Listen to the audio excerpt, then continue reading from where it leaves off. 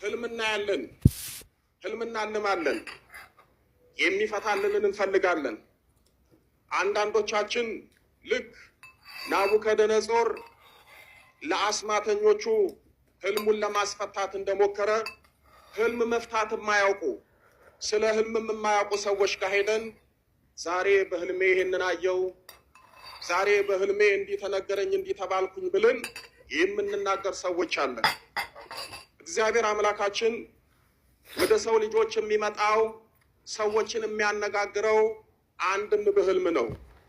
ህልም ማለት እግዚአብሔር ወደኛ የሚመጣበት ሰማያዊ መንገድ ነው። ሰዎች ህልምን ከእግዚአብሔር የተነሳ ያያሉ። ሰዎች ህልምን ከመቤት ያያሉ። ሰዎች ህልምን ከቅዱሳን መላእክት ያያሉ። ሰዎች ህልምን ከቅዱሳን ያያሉ።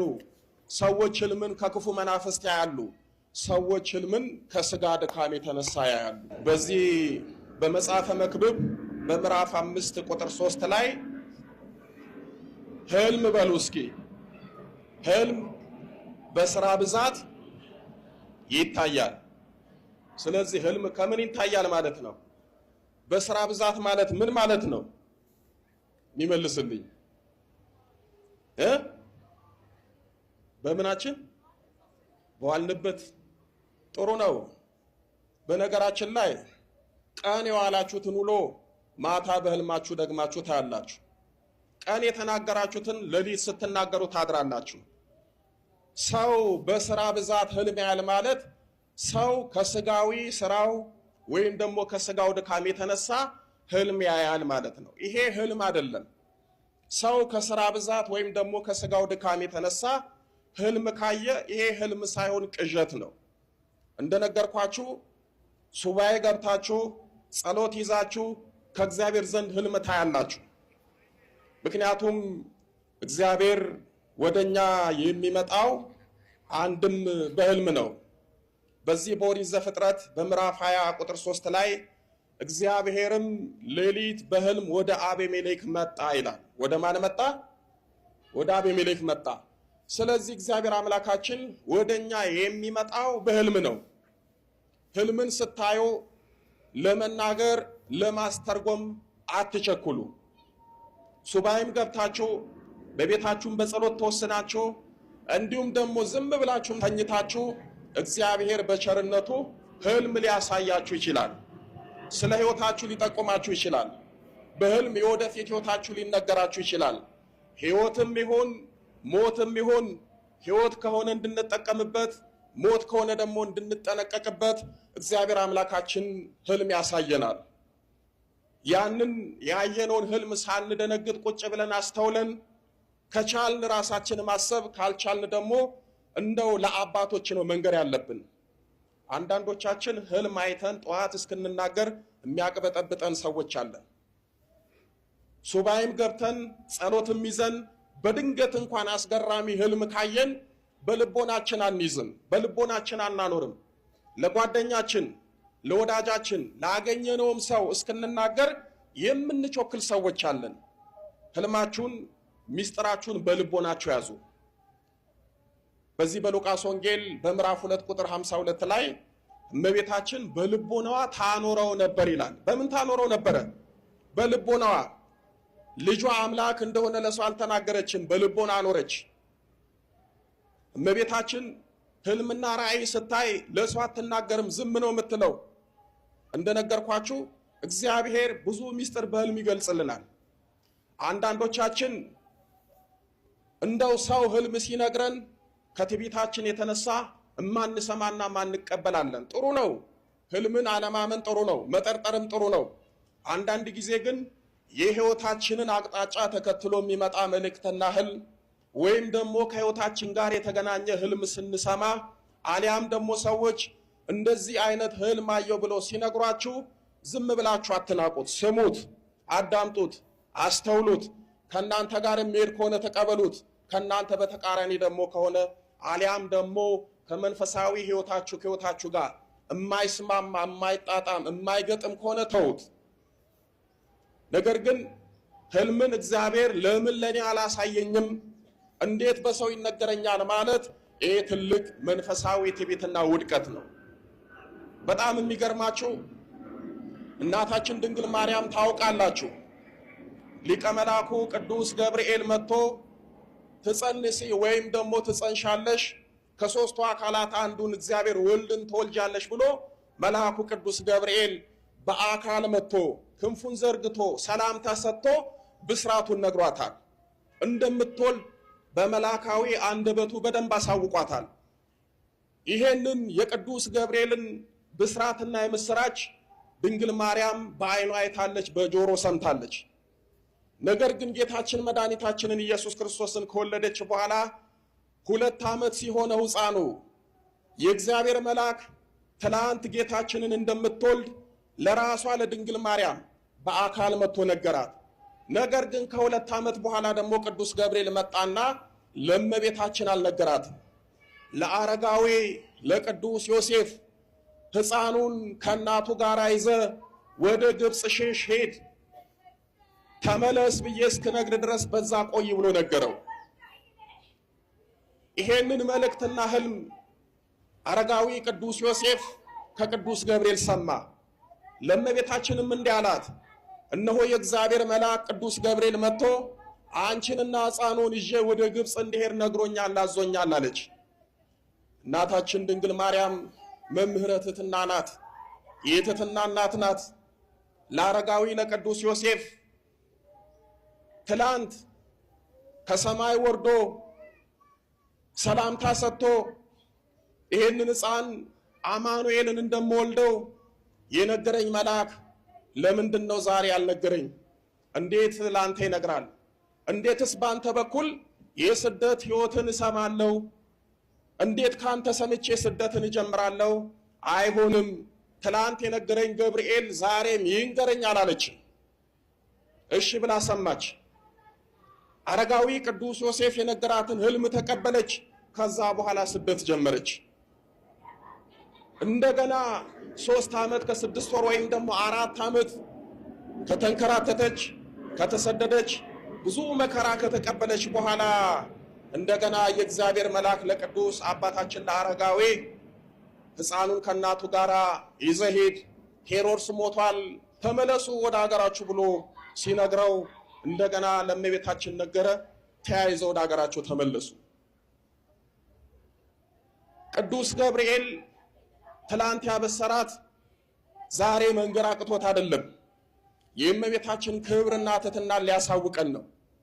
አንዳንድ ሰዎች አሉ፣ ይጸልያሉ፣ ሱባኤ ገባሉ፣ ይሰግዳሉ፣ በጥሩ መንፈሳዊ ሕይወት ወይም ደረጃ ላይ ናቸው።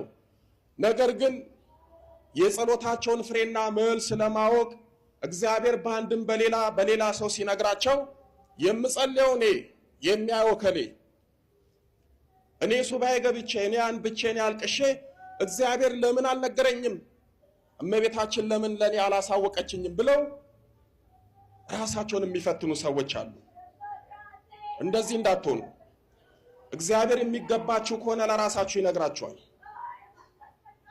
አንዳንድ ጊዜ እግዚአብሔር አምላክ ድንግል ማርያም ሱባኤ ገብተን የችግሩ ባለቤት የጉዳዩ ባለቤት ችግራችንን ይዘን ሱባኤ ገባ ነው እኛ ነን።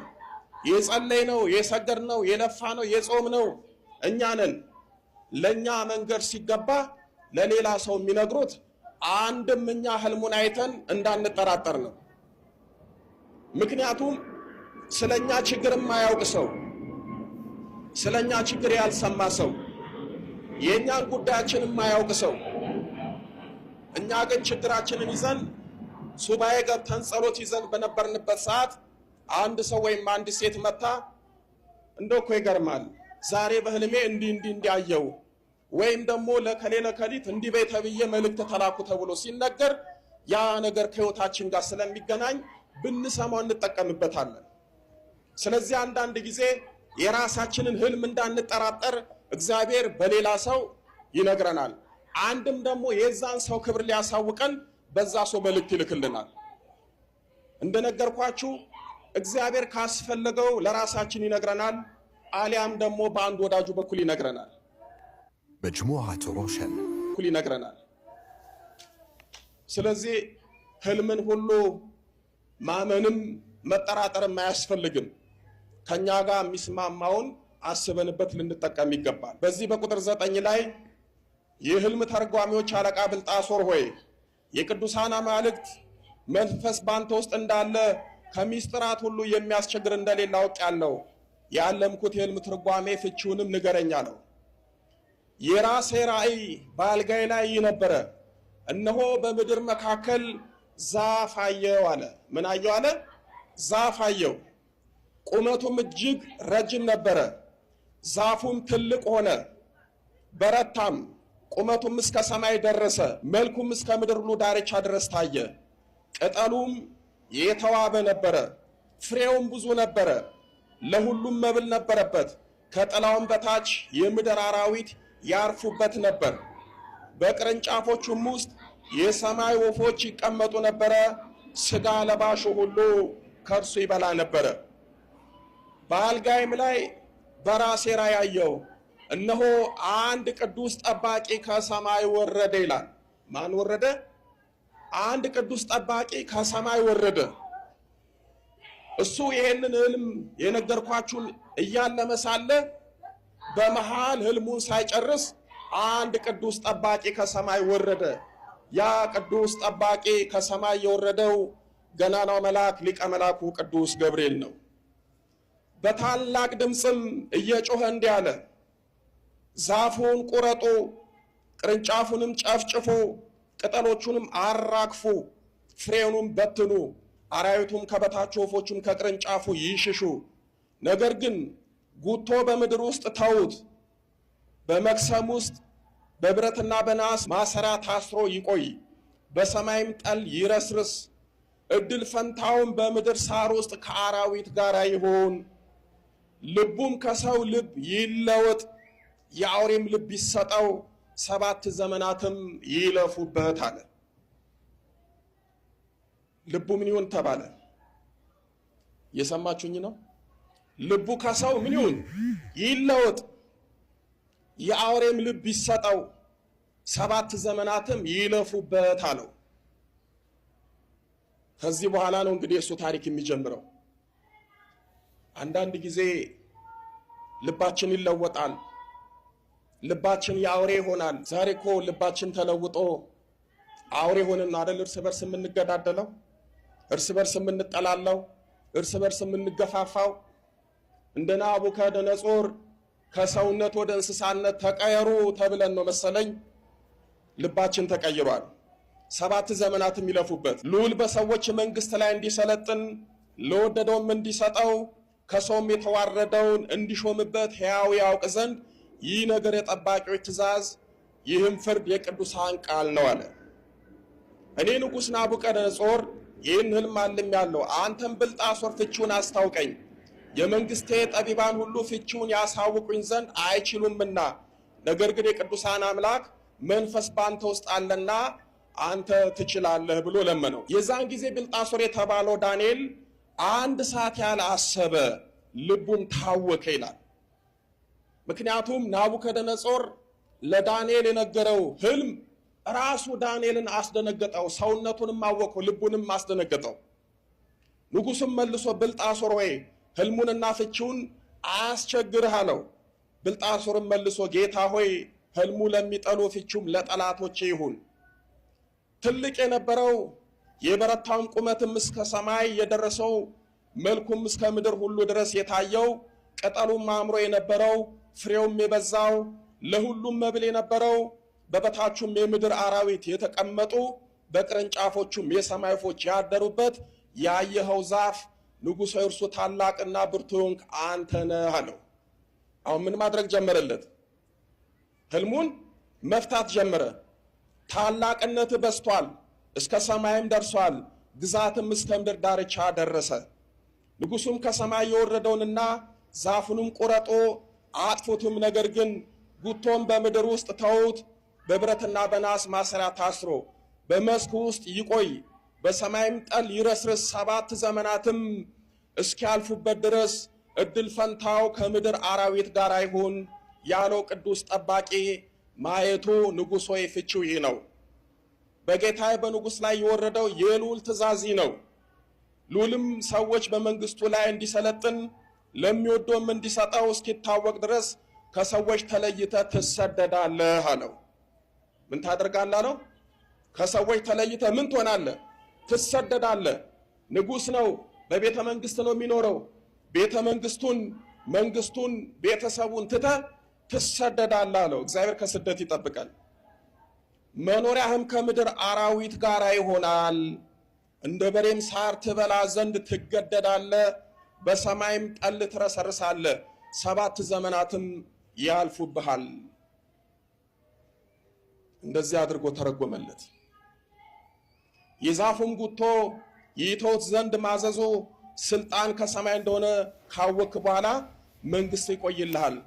ንጉሥ ሆይ ስለዚህ ምናልባት